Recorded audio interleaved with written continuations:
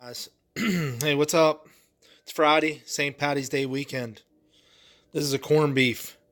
Corned beef in the Ninja cooker. This is some beef broth. I put the corned beef in the pot. I go ahead and dump the juices in. I don't use the seasoning packet for the corned beef because I really don't care for it.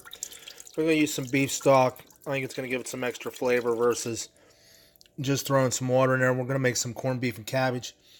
A lot of people like potatoes. I love potatoes in mine too, but I'm not going to put any potatoes in it just to save some calories. But anyway, there's a corned beef in there, some beef stock. Pressure lid's on. Let's get some power here. Turn the power on. We're going to pressure cook this. No, I think we're going to cook it on.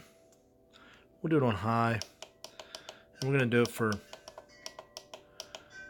for 20 minutes. We'll see what she looks like in 20 minutes. See how tough it is or whatever. This whole Ninja foodie thing's new to me. If you watch my videos, Cooking with Mark. I like meat, and today I like corned beef. Corned beef for St. Patty's Day. All right, as you can see, we have internal temperature. We have an internal temperature of this corned beef about 165 or so, and you can see. Check that out. Tender, falling apart, flaky.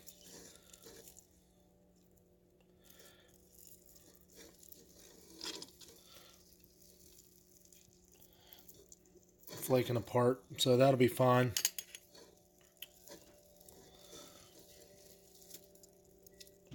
It's just falling apart. It's tender enough. So what we're going to do is we're going to take the corned beef out and we're going to shred it. Shred the beef. Alright, we got the rest of the we got the corned beef back in the pot. We're going to go ahead and add the rest of the beef stock. I know some of you probably don't use beef stock, you just use water.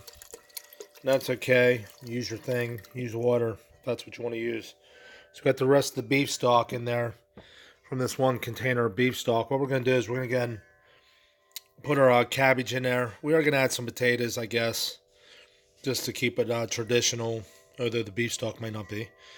And so we'll add our potatoes, we'll add our cabbage, and we're going to fill the rest up with water. All right, what we did now is we put about 5 medium potatoes in this in here. We filled the rest with water. We shredded our cabbage and put it in there. We mixed in about 5 medium potatoes. So the corned beef is already in there. And we pressure cooked it on high for 20 minutes. We shredded our corned beef, threw it in there.